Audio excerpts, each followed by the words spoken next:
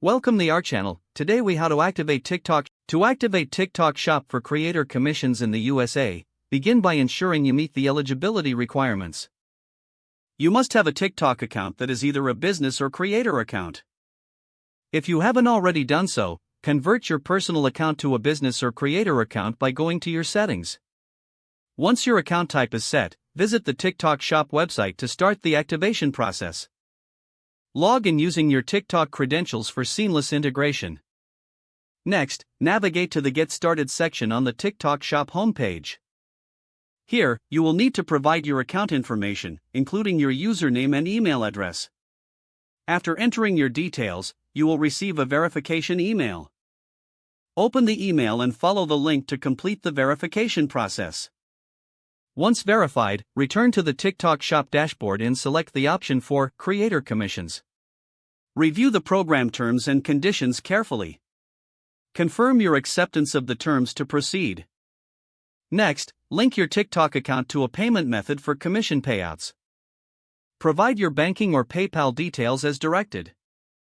After setting up payment information, explore the products available for promotion.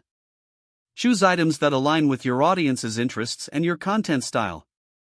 Once you select products, create engaging videos to promote them. Make sure to include your unique affiliate link or promo code in your TikTok videos. Monitor your performance through the TikTok Shop dashboard. Here you can track clicks, conversions, and overall earnings. Continue promoting different products to maximize your earning potential. Stay updated on any new promotions or product launches within the TikTok Shop. By following these steps, you can successfully activate TikTok Shop for creator commissions and start earning from your content. If the page does not load, refresh the browser or try again in a private or incognito window. Make sure you are using the correct email address, then retype it carefully to avoid small typos. If your password is not accepted, use the reset option and create a new strong password you can remember. Check your spam folder for verification or security emails, then complete any requested confirmation steps.